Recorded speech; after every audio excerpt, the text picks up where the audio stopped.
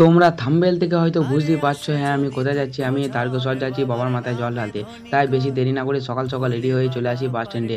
বাস স্ট্যান্ডে কিছুক্ষণ ওয়েট করার পর বাস পেয়ে যাই। বাস থেকে নেমে আমি চলে আসি কাটোয়া জংশনে। কাটোয়া জংশনে এসে আমি টিকিট কেটে নিই শাওড়াফুলি উদ্দেশ্যে যাওয়ার লেগে।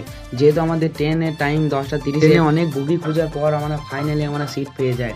সিট পেয়ে আমরা একটা জায়গায় বসে পড়ি। যত স্টেশন আছে তত ভিড় বাড়তেই চলেছে। আমরা যদি না সিট পেতাম তাহলে আমাদের অবস্থাটা ঠিক এরকম হতো।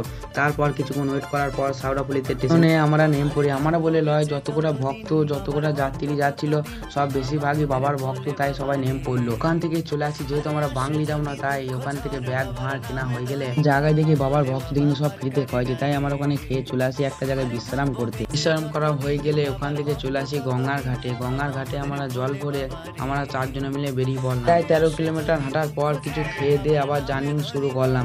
তারপর প্রথম গেট আমরা ক্রস করলাম। ক্রস করার পর এখানে 13টা গেট আছে, শুধু দাঁড়াইতে হচ্ছে আধ ঘন্টা করে। ফাইনালি আমাদের জল ঢালা হয়ে গেলে ওখান থেকে চলে আসি তারকেশ্বর স্টেশনে। এখানে আমরা টিকিট কেটে বাড়ি যাই। তোমরা মিনি বলগুলো সাবস্ক্রাইব করো।